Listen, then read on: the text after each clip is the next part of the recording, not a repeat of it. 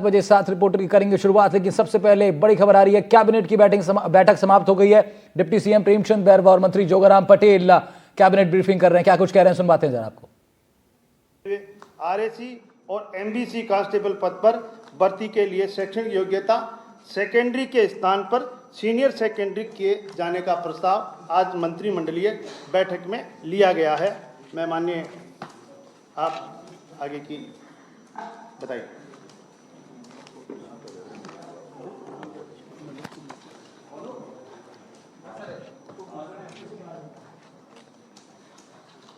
मित्रों, 2024 का वर्ष धीरे धीरे अपने अंतिम चरण की ओर जा रहा है और राजस्थान के विकास की नई दिशा, नई दशा और विकसित प्रदेशों में गिनती होने के लिए राजस्थान प्रदेश 2025 की ओर आगे बढ़ रहा है। और इसी से निमित्त आज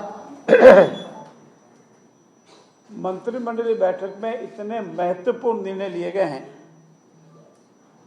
जिसकी कल्पना शायद राजस्थान प्रदेश के आम आवाम ने पहले नहीं की होगी।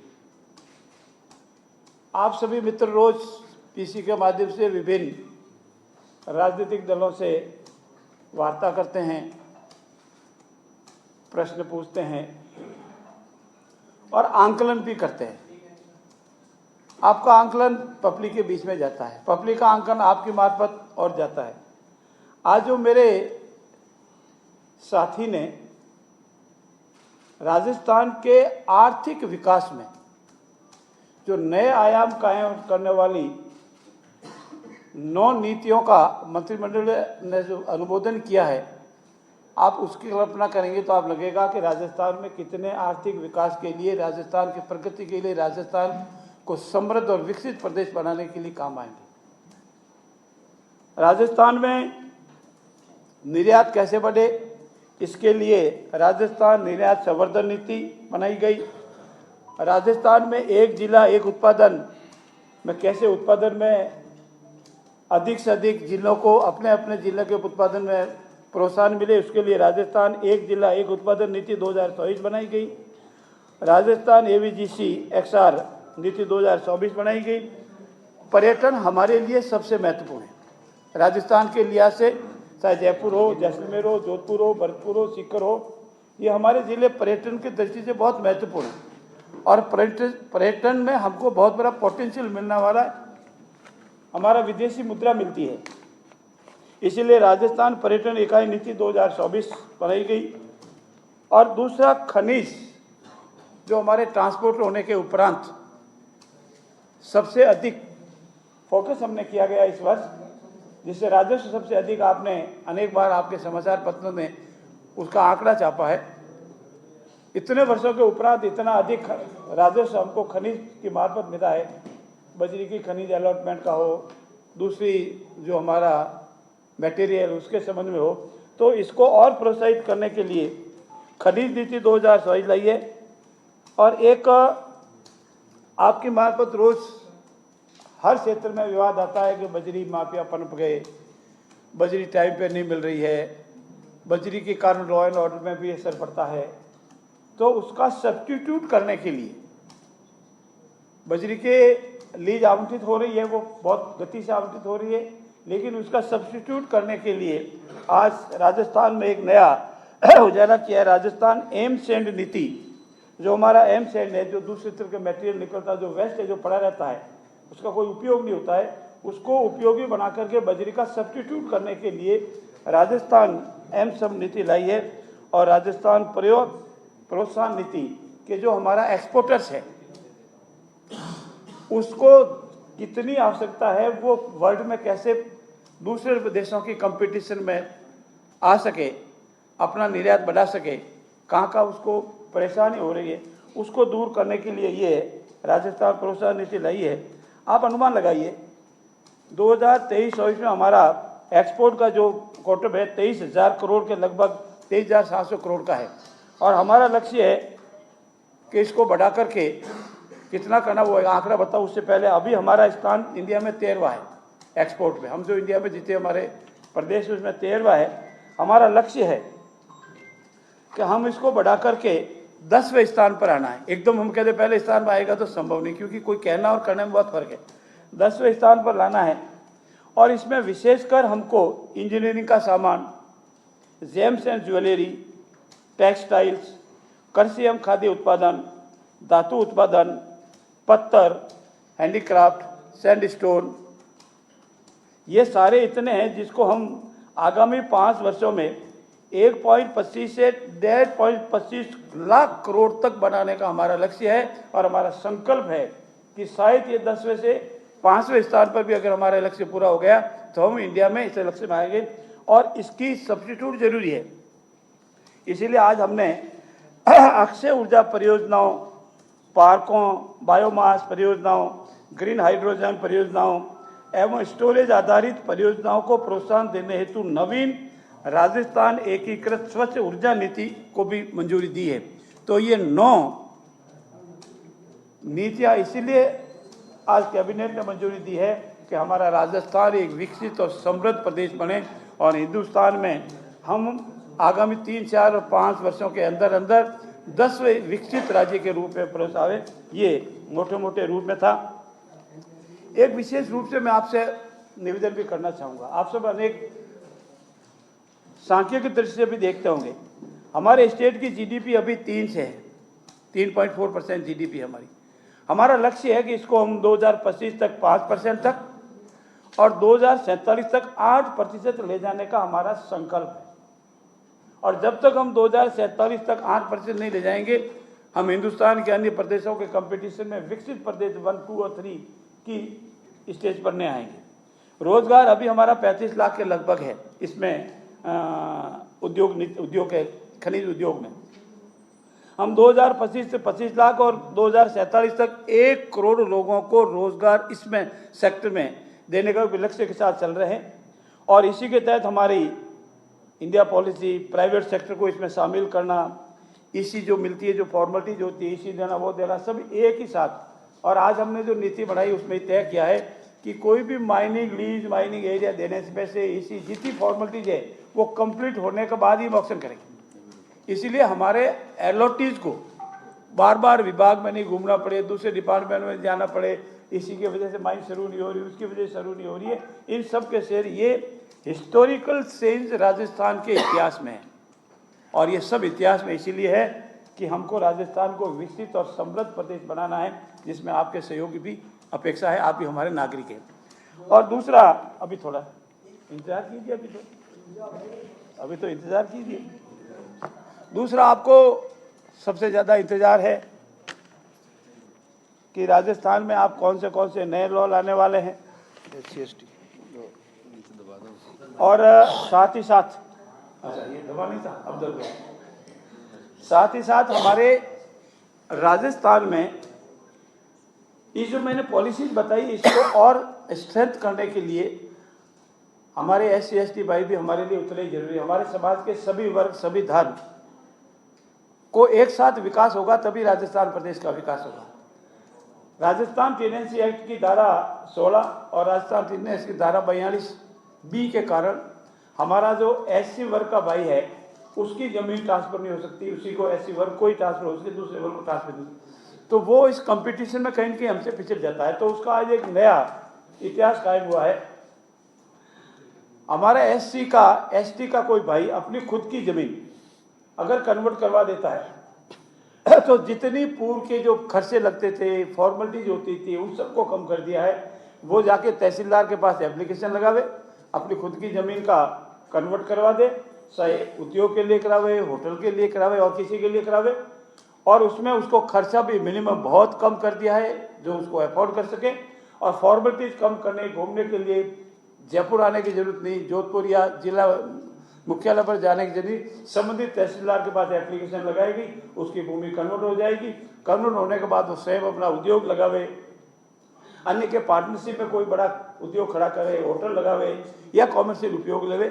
ये भी एक रेडिकल चेंज है। इसमें हमारा फोकस ये रहा है कि जमीन हमारे SC भाई बहन की उसी के पास रहे और वही उसमें जमीन को डेवलप करे और वो अपना स्वयं का धंधा करे, इसलिए उनका भी इसी के साथ विकास होगा। सीमांत सड़कों, तीसरा हमारा सबसे महत्वपूर्ण है सामरिक दृष्टि से। हम पाकिस्तान से सबसे नज़दीक बॉर्डर में रहने वाले प्रदेश के लोग हैं और आप रोज आए दिन सुनते हैं घुसपैठिए, आजकल ड्रग सप्लायर्स ऊपर से सीधा फेंक देते हैं और इन सब को रोकने के लिए अनेक तरह के प्रयास किए हैं। तो गवर्नमेंट ऑफ इंडिया ने हमसे ये कहा है कि आप लैंड अलॉट कीजिए और हम हमारे जो वायर फेंसिंग है जिसका आपको बिल्कुल जानकारी, उसके पैरेलल पूरी रोड बनाएंगे ताकि मॉनिटरिंग पूरी हो सके। वहाँ से हमारे चाहे BSF का व्हीकल है, चाहे मिलिट्री का व्हीकल है, वो आराम से गुजर सके, देख सके, मॉनिटरिंग कर सके। इसके लिए वायर फेंसिंग के पैरेलल हम जितनी भी गवर्नमेंट ऑफ इंडिया का डिपार्टमेंट रोड बनाने की जमीन मांगेंगे, हम उनको मिनिमम प्राइस पर उस जमीन को अलॉट करेंगे। ये भी आज मंत्रिमंडल ने निर्णय लिया है।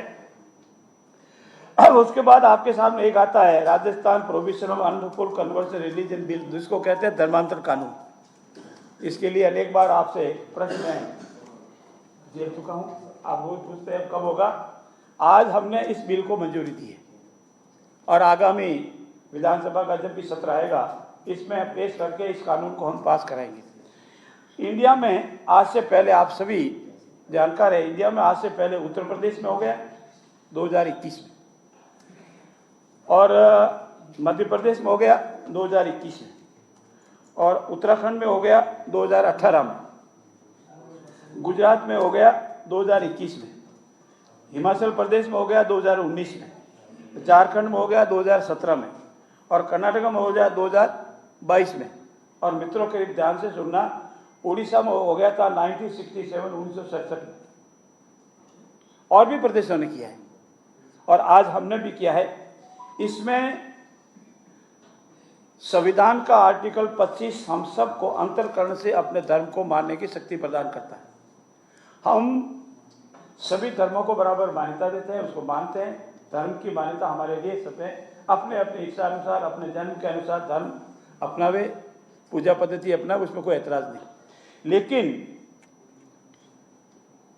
आर्टिकल 26 ये कहता है कि हमारे इस सदाचार को बनाए रखना भी हमारी जिम्मेवारी है। किसी को प्रलोभन देकर, आर्थिक सब्जबाग दिखाकर, गलत तवज्जो देकर, उसकी अनपढ़ता, बदमानसता, आर्थिक कमजोरी का नाजायज फायदा उठाकर, अन्य तरह से प्रलोभन देकर, वास्तविक स्थिति से अनुरोध कराकर, परिवार और अन्य लोगों से या रिश्तेदारों से बिना जानकारी करवाए या प्रशासन को बिना सूचना दिए धर्म परिवर्तन करवाता है, तो इसको हम जबरदस्ती धर्म परिवर्तन मानते हैं। और इसको रोकने के लिए आज हमने ये कानून लाया है। अलग अलग प्रदेशों में अलग अलग इसके सजा के प्रावधान हैं या इसका रोकने के तरीके हैं। अगर आप उत्तर प्रदेश में लेंगे तो फर्स्ट बार में होता है तो 1 से 5 साल की सजा है। हमने भी इसमें 1 से 5 साल की सजा का प्रावधान किया है फर्स्ट टाइम अगर कोई जबरदस्ती धर्म परिवर्तन कराता है।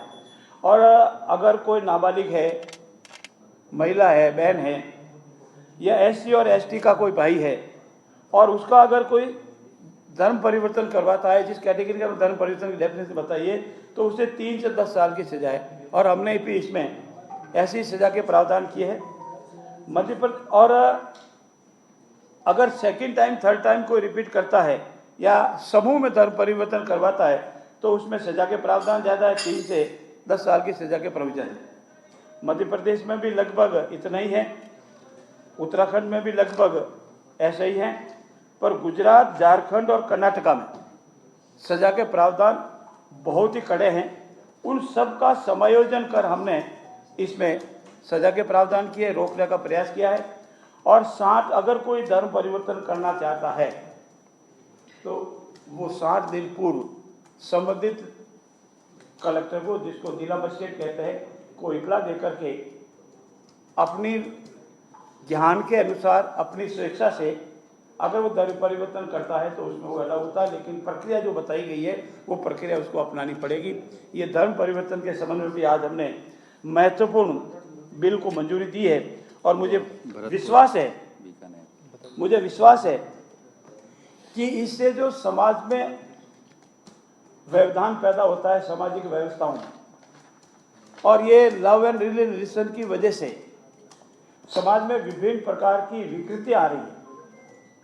और आपने साक्षी हैं, अब हम सबके विधानसभा के गत बजट सत्र में हमारे सभी पक्षों ने, चाहे वो कांग्रेस का हमारा विधायक साथी है या बीजेपी का विधायक साथी, सभी ने एक स्वर में कहा है कि इस संबंध में ये जो समाज में विकृति आ रही है, हाँ स्वतंत्र भाई और बहन है, बेटा है, बेटी है, उसको अधिकार है वो अपने इच्छा अनुसार जहाँ शादी करे। लेकिन ऐसे अनेक उदाहरण मिलते हैं कि वो किसी न किसी कारण प्रलोभन आकर के उसके कुछ समय बाद में उसको बहुत तकलीफ होती है। तो ऐसी स्थिति में हम सामाजिक मान्यताओं को, सामाजिक परंपराओं को भी मद्देनजर रखें। उसकी स्वतंत्रता का अधिकार को हम समाप्त नहीं कर सकते, उसका अधिकार है, लेकिन हमारी सामाजिक मान्यताओं को ध्यान में रखते हुए भी अगर कोई लव जिहाद कराता है तो उसको भी रोकने का इसमें प्रावधान किया गया है। कोई कन्वर्सन करवा करके इसका फायदा लेना चाहता है रिजर्वेशन का, उसमें भी हम विचार कर रहे हैं। और कोई शादी के नाम से विवाह करके इसका अन्य दूसरा उपयोग करना चाहता है, उसको भी रोकने के इसमें प्रावधान किए गए हैं। साथ ही साथ हमारा मेट्रो के फेज 2 और 3 की भी हमने इसमें मंजूरी दी है। और जयपुर के ट्रांसपोर्ट को व्यवस्थित करने हेतु मेट्रो फेज की मंजूरी के साथ ही साथ अनेक राजस्थान के विकास में, राजस्थान के विजन में, राजस्थान का समग्र विकास हो, राजस्थान एक विकसित और समृद्ध प्रदेश हो, इस हेतु आज की एक मिनट है नाम बताया ना आपको, Rajasthan provision of unlawful conversion of religion bill 2024, और जिस विधानसभा में पास हो जाएगा बिल की जगह एक्ट आ जाएगा। Rajasthan provision of unlawful conversion of religion bill 2024 भूमि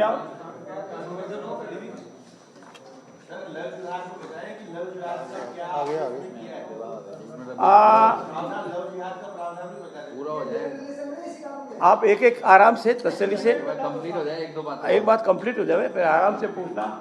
हमारा उद्देश्य ये भी है कि हमारे किसी भाई और बहन को जीवन में तकलीफ नहीं हो, विकास की हो। इसीलिए पूर्ववर्ती सरकार ने, हमारे एक लोक कल्याण की सरकार, पहले भी हमारी जो कर्मचारियों के वेतन विसंगति का इशू था, 2 बार कमेटी हुई। इस बाद में पूर्ववर्ती सरकार ने रिटायर्ड IAS खेमचंद जी की, खेमराज जी की अध्यक्षता में कमेटी बनाई, उन्होंने अपनी रिपोर्ट दी। लेकिन पूर्ववर्ती सरकार ने अपने द्वारा नियुक्त कमीशन की रिपोर्ट को स्वीकार नहीं किया। आज हमने उनकी वेतन विसंगतियों के जो भी सुझाव है उनको स्वीकार किया है और उसको इम्प्लीमेंट भी शुरू करेंगे। अब आप प्रश्न पूछ सकते हैं। लव जिहाद को धर्म जबरदस्ती धर्म रूपांतरण का अंदर माना गया है। सजा अलग अलग तरह की है। एक बार पहली बार करता है नाबालिग है, SC है, ST है, दूसरी बार करता है, तीसरी बार करता है, पहले 1 से 5 है, फिर अलग है, अलग अलग प्रोविजंस की है सब। परिभाषा क्या होगी कि लव जिहाद ये माना जाएगा? देखिए, जैसा मैंने आपको बताया, अगर किसी को प्रलोभन देकर, उसकी जानकारी नहीं करवाकर, उसको आर्थिक परिलाभ देकर, झूठे शब्द बात बताकर, उसकी इच्छा को बिना पूरी जानकारी करवाए ही अगर उसका धर्म परिवर्तन करवा दिया जाता है तो उसको जबरदस्ती या धर्म परिवर्तन की परिभाषा में लाया जाता है। उसकी विस्तृत डेफिनेशन दी गई है। ये पटेल साहब, जो आपने जमीन के बारे में जो बताया कि भाई वो इन्हीं सब पीछे नहीं रहने, पर वो जमीन को कमर्शियल सिद्ध करवा लेने से अन्य समाज वाले को जाति की कैसे वो बेच पाएंगे? जमीन तो उन्हीं के पास रहेगा, तो कहाँ है आपने? हमने ये कहा है कि उसको भी समाज के अन्य हिस्सों के बराबर अपनी कमर्शियल एक्टिविटी करने के लिए भी उसको अधिकार होगा, इसीलिए उसको एक सुविधा दी। अब तक क्या प्रावधान था? अब तक था कि वो अगर कन्वर्ट कराने का अधिकार था, पर कॉमर्स बहुत जटिल प्रक्रिया थी। कलेक्टर पास जाओ, फिर गवर्नमेंट को भेजो, कन्वर्सन के चार्जेस बहुत ज्यादा, वो अफोर्ड नहीं कर सकता था। चार्जेस भी जीरो कल्चर के चार्जेस बिल्कुल कम कर दिए और तहसीलदार को पावर दी थी। तो इनमें कहाँ आपके सरकार के द्वारा कहाँ उनको रियायत मिला? सिर्फ पहले आप उसको सरलता प्रदान की है। देखिए भाई साहब, समझिए, पहली तो जटिल प्रक्रिया को समाप्त सरलीकरण कर दिया। एक सेकंड। दूसरा, उसको जो कॉमर्शियल पैसे लगते थे वो कम कर दिए। तीसरा, जिला हेडक्वार्टर पर या सरकार के पास जयपुर आने की आवश्यकता नहीं, तहसीलदार को पावर दे दिया, इससे ज्यादा और क्या चाहिए? तहसीलदार को पावर दे दिया इसका। सर मेरा सवाल ये है, राजस्थान ने पहले भी इस तरह से धर्म बदलने का एक कानून बनाया था, पूरा आपकी वो राष्ट्रपति के यहाँ पर पेंडिंग पड़ा है, तो ये वो वहां से वापिस आ गया, अपडेट हो जाए, वहां से वापिस आ गया, उसके बाद ही नया कानून बनाया। अभी ऑर्डिनेंस है, विधानसभा पेश होगा तब एक्ट बन जाएगा। अभी इसको ये ऑर्डिनेंस कब से जारी करेंगे आप? अभी हम इसको अभी बता देंगे शीघ्र ही, जल्दी इसकी कानूनी फॉर्मेलिटीज पूरी होने के बाद इसको जारी करेंगे। इसमें एक दो पॉइंट और है सर, इसमें बताइए। ये जो उत्तराखंड में लिव इन रिलेशन वाला था वो भी डिफाइंड था क्या? अपने यहाँ लिव इन वाले को भी कुछ डिफाइन, उसको भी डिफाइन किया है।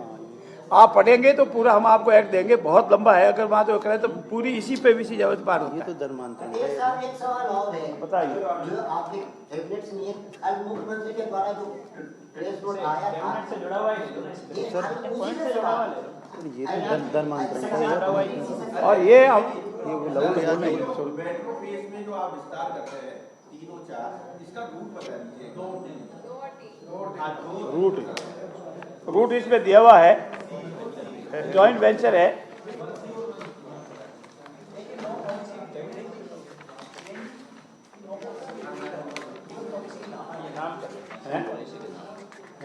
पॉलिसी के नाम भी पढ़ देना पहले। वापिस पढ़ लूंगा, एक मिनट वो मांग रहे हैं, उनकी पूर्ति करो आपके फिर।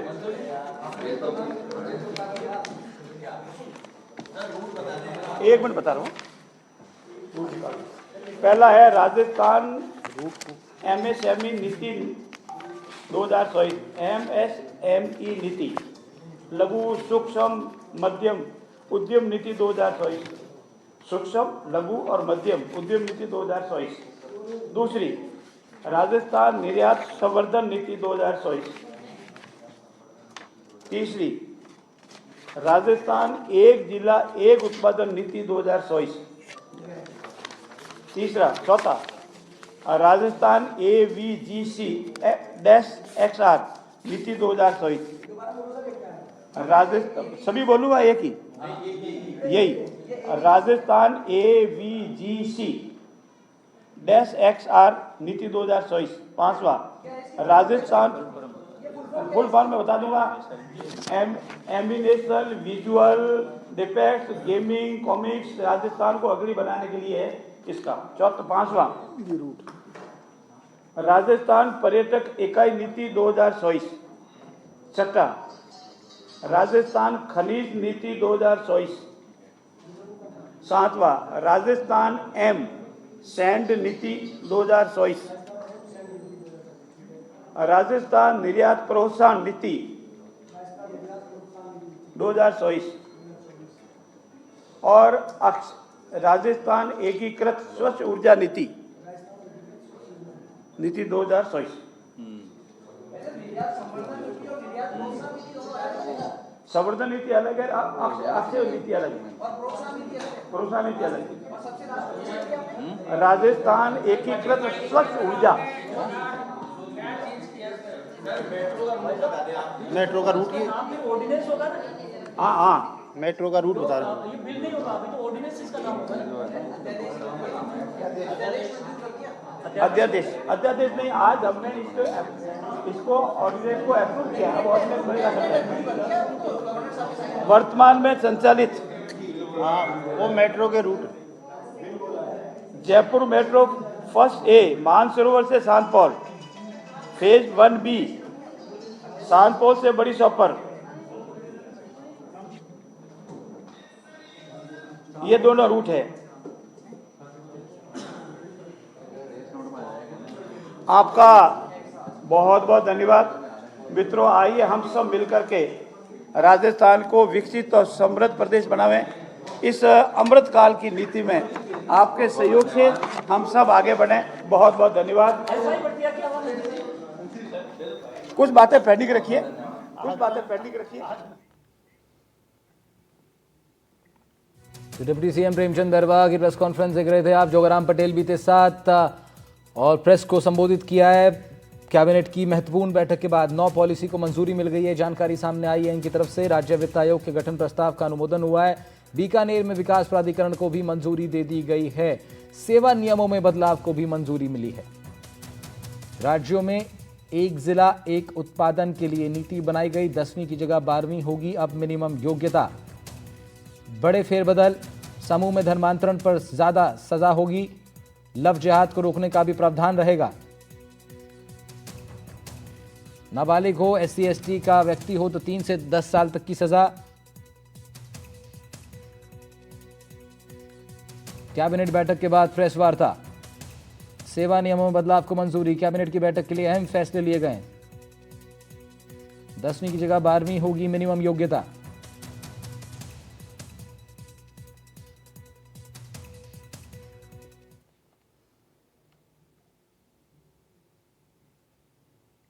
इसी के साथ फिलहाल इतना ही। अन्य खबरें लगातार जारी रहेंगी NHB राजस्थान पर। पेट सफा